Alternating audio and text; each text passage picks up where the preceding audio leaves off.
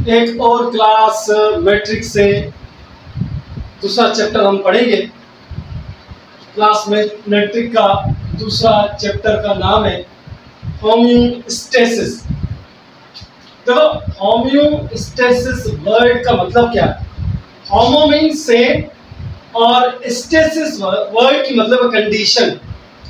इसके अंदर living organism अपने आप को सेल्फ रेगुलेटेड जो प्रोसेस होता है उसको हम होम्योस्टेसिस प्रोसेस भी कह सकते हैं। अपने आप को लिविंग ऑर्गेनिज्म एनवायरनमेंट के अंदर मेंटेन रखे उस प्रोसेस को हम होम्योस्टेसिस कहते हैं। इस प्रोसेस को हम एंड अदर वर्ड से फाइट एंड फ्लाइट भी कह सकते हैं कि homeostasis is also called fight and flight process. ठीक है, फर्स्ट टाइम जो होम्योस्टेसिस का जो टर्म है वो इंट्रोड्यूस किया था वार्नर बुकैनन इन 1871 से लेके 1945 तक। देखो, होम्योस्टेसिस एक ऐसा प्रोसेस है जिसके अंदर किसी भी लिविंग ऑर्गेनिज्म के अंदर टेंडेंसी हो, ताकत हो, सलाहियत हो कि वो अपनी बॉडी का जो टेम्परेचर है रेगुलेट या मेंटेन कर सके।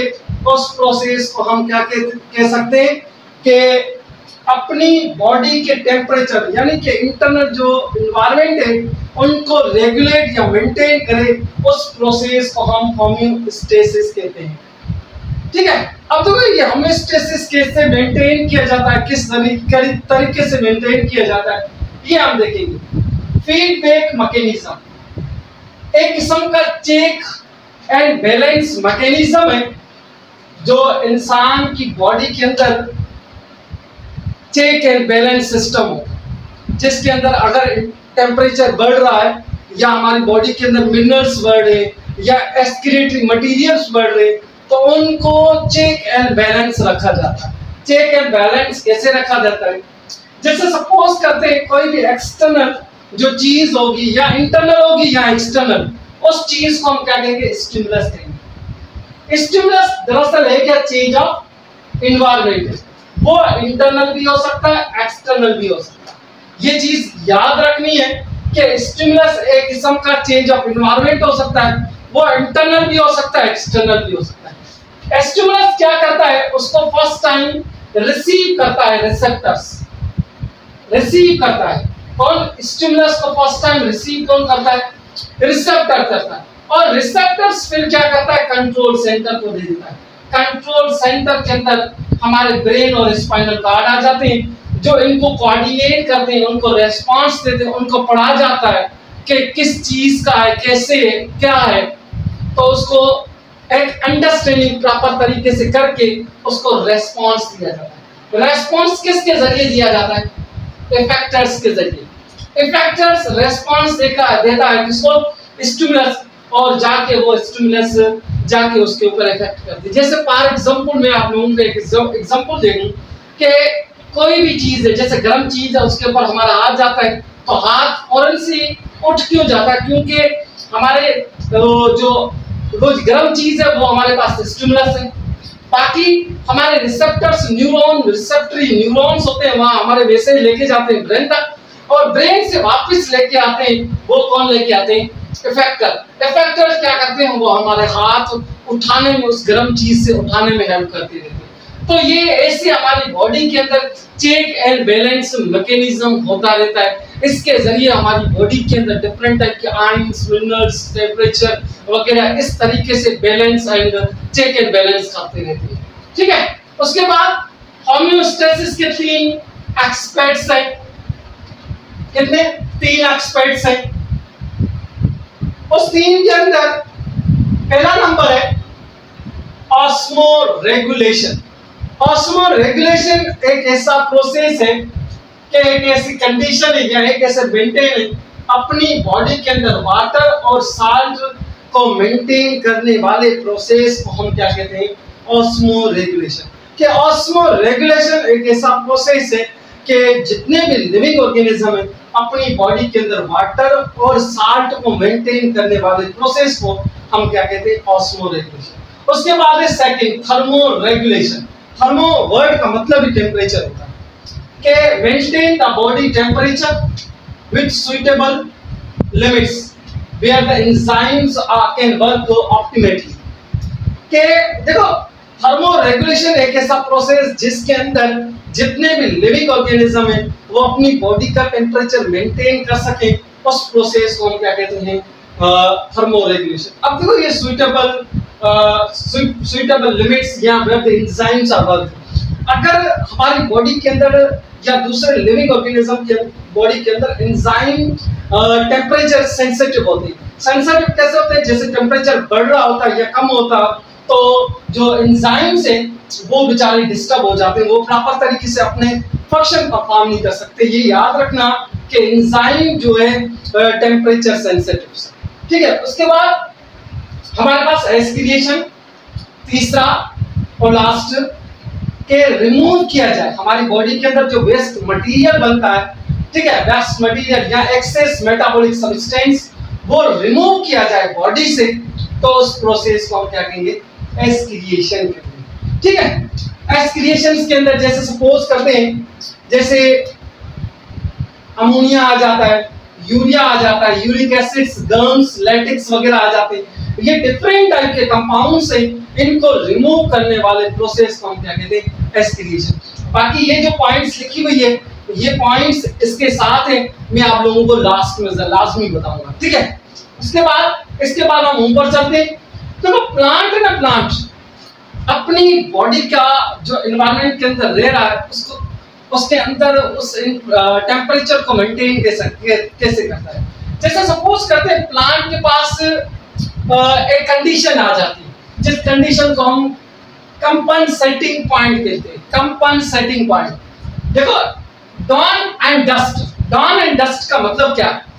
डॉन एंड डस्ट का मतलब है जब जैसे आप लोग 11-12 ये टाइम देखा होगा, सुबह सवेरे जैसी धूप वगैरह निकल रही होती है या शाम के वक्त धूप जो किरणें हैं वो कम हो रही होती है, उस वक्त टेम्परेचर और फोटोसिंथेटिक के इक्वल पॉइंट के ऊपर आ जाते हैं। उनकी एनवायरनमेंट से कोई कनेक्शन नहीं होती, नो गैसेस एक्सचेंज होती है, उस पॉइंट को हम क्या कहते हैं, कंपनसेटिंग पॉइंट। देखो, and dawn and dusk the rate of photosynthetic become equal to the rate of respiration, ठीक है, कि फोटोसिंथेटिक है वो इक्वल हो जाता है किसके, रेस्पिरेशंस के।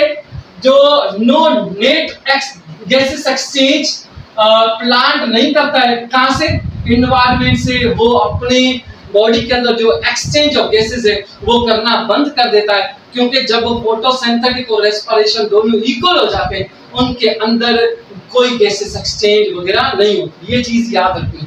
जैसे आप लोगों को या एग्जांपल तौर पे बताया गया कि फोटोसिंथेटिक है, ये रेस्पिरेशन है। यहाँ पे कार्बन डाइऑक्साइड कितनी है, 6, और यहाँ पे भी कार्बन डाइऑक्साइड 6 है, तो दोनों इक्वल हो गई, ठीक है। और यहाँ पे वाटर कितना है, 6 है, तो यहाँ पे भी 6 है, ठीक है। और यहाँ पे जो ऑक्सीजन है वो भी 6 है और ये भी 6, तो दोनों साइड रिएक्टेंट और प्रोडक्ट, ये साइड रिएक्टेंट है, ये साइड प्रोडक्ट है, ये साइड रिएक्टेंट है, ये साइड प्रोडक्ट। इसके जो प्रोडक्ट है, रेस्पिरेशन के जो प्रोडक्ट है वो रिएक्टेंट के बराबर है, और इसके जो प्रोडक्ट है वो इसके रिएक्टेंट के बराबर है। ऐसे दोनों मटेरियल इक्वल अमाउंट के अंदर रिलीज होते हैं, इसलिए प्लांट क्या करता है, अपनी बॉडी के अंदर जो एनवायरनमेंट से कनेक्शन है वो तोड़ के ऐसे अपनी बॉडी के अंदर ऑटोमेटिक करता है, ठीक है। उसके बाद प्लांट के अंदर थोड़ी सी चेंज होती रहती है डे एंड नाइट के अंदर, ठीक है। जैसे डे के अंदर क्या होता है, जब प्लांट क्या करता है, perform photosynthesis. Green cell, plant के अंदर ग्रीन सेल्स होते हैं जिसको हम क्लोरोफिल या मेसोफिल सेल्स वगैरह होते हैं, क्लोरोप्लास्ट वगैरह, और जो रेस्पिरेशन वो सब लिविंग सेल के अंदर होगी। फोटोसिंथेसिस सिर्फ ग्रीन सेल के अंदर होगी, रेस्पिरेशन सिर्फ ऑल द लिविंग सेल के अंदर होगी, चाहे वो ग्रीन हो प्लेयर, चाहे वो भले ग्रीन ना हो, नॉन ग्रीन हो। देखो, carbon dioxide is produce, carbon dioxide produce होती है कब, रेस्पिरेशन के दौरान। ये चीज याद रखनी है, कार्बन डाइऑक्साइड प्रोड्यूस होती है रेस्पिरेशन के दौरान, और ऑक्सीजन प्रोड्यूस कब होती है? फोटोसिंथेटिक के दौरान। ये चीज आप लोगों को याद रखनी है, अंटिल द फोटोसिंथेटिक। और फोटोसिंथेटिक के क्या अंदर प्रोड्यूस होती है? ऑक्सीजन प्रोड्यूस होती है। रेट ऑफ फोटोसिंथेटिक, जब रेट ऑफ फोटोसिंथेटिक क्या हो जाता है? हाई हो जाता है, then the rate of respiration. तो जब दिन के वक्त जब ज्यादा रोशनी होती है, सूरज की रोशनी ज्यादा होती है, उस वक्त रेट ऑफ फोटोसिंथेटिक हाई हो जाता है। तो उस वक्त क्या करता है?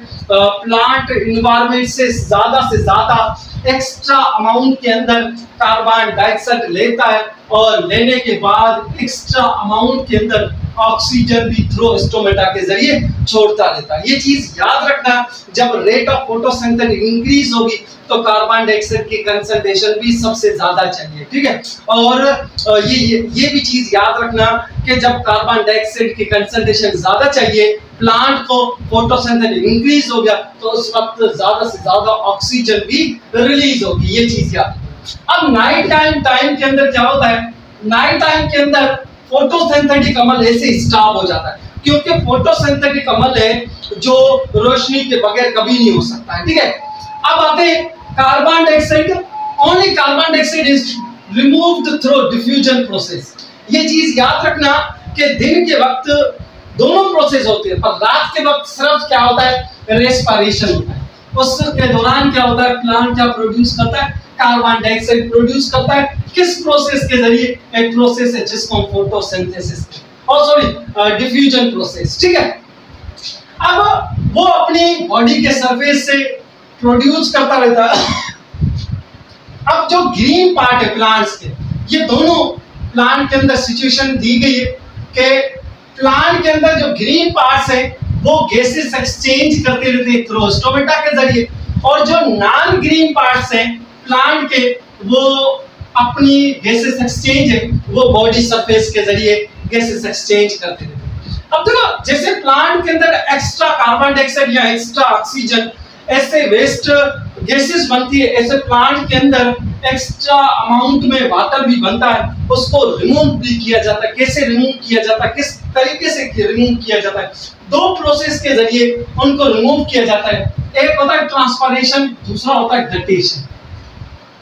यहाँ पे एक चीज आप लोगों को सिंपल वे के अंदर मैं आप लोगों को बता दूं कि ट्रांसपिरेशन के अंदर प्लांट के अंदर पानी है ना, वेपर्स फॉर्म में निकले, उस प्रोसेस को हम क्या कहते हैं? Transpiration.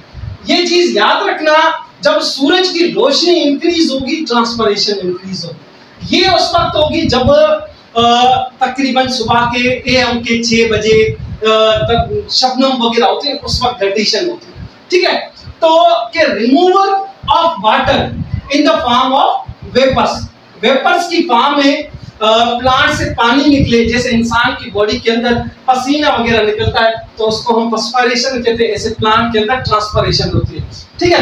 From aerial part of the plant is known as transpiration. जैसे ये लीव है, लीव से वेपर्स फॉर्म के अंदर जो पानी निकल रहा है, इस प्रोसेस को हम ट्रांसपिरेशन कहते हैं। उसके बाद गटेशन है, गटेशन के removal of water in the form of liquid, liquid की फॉर्म के अंदर वाटर रिमूव हो from the margin part of the leaf, from the margin part of the leaf is known as guttation. जैसे ये जो plant का ये margin reason है, ये जो मार्जिन रीजन है उसके ऊपर छोटे छोटे पोर्स लाइक स्ट्रक्चर होते हैं जिसको हम हाइड्रोथोर्स कहते हैं, हाइड्रोथोर्स कहते हैं। हाइड्रोथोर्स एक मार्जिन रीजन के ऊपर छोटे छोटे पोर्स होते हैं जिसके जरिए ऐसे ड्रॉप लाइक स्ट्रक्चर, यहाँ हम कह सकते हैं लिक्विड लाइक स्ट्रक्चर, पानी निकलता रहता है। इस प्रोसेस को हम क्या कहते हैं? गटेशन कहते हैं। उसके बाद प्लांट कुछ और भी सब्सटेंस प्रोड्यूस करता रहता है, उसके अंदर कुछ सेकेंडरी प्रोडक्ट्स होते हैं। सेकेंडरी प्रोडक्ट्स के अंदर जैसे लेटेक्स है, रेजिन है, या गम्स वगैरह जैसे सब्सटेंस होते हैं, वो भी इनके अंदर प्रोड्यूस होते रहते हैं। वो एक किस्म के सेकेंडरी प्रोडक्ट्स है।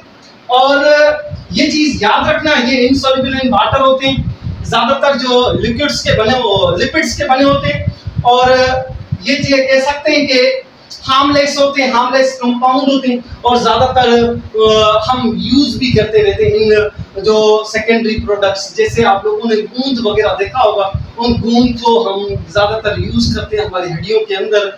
ये चीज यहाँ हमारी बॉडी को स्ट्रॉन्ग करने के लिए हम इन सेकेंडरी प्रोडक्ट्स को यूज करते हैं। जैसे कौन सा प्लांट है, कौन कौन सा सब्सटेंस प्रोड्यूस करता है, ये हम देखते हैं। जैसे सपोज करते, मैंने आप लोगों को बोल दिया था कि इसके बाद हमारे थोड़ी सी यहाँ पे पॉइंट्स लिखी गई। जैसे नीम है और कीकर प्लांट है, ये क्या प्रोड्यूस करते हैं, ज्यादातर गम्स प्रोड्यूस करते हैं। और कोनिफरस प्लांट होते हैं जो रेसिन प्रोड्यूस करते हैं, और जो रबड़ प्लांट होते हैं उसको हम कहते हैं लेटेक्स प्रोड्यूस करते हैं।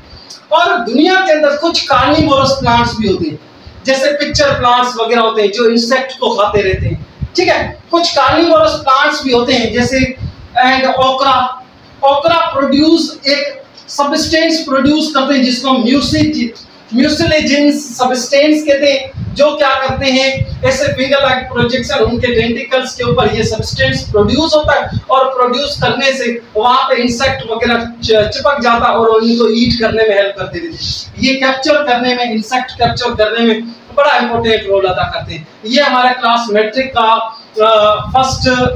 सेकंड चैप्टर का फर्स्ट टॉपिक था। इंशाल्लाह ताला हम नेक्स्ट टॉपिक में इसके बाद मिलेंगे। Thank you, Allah Hafiz.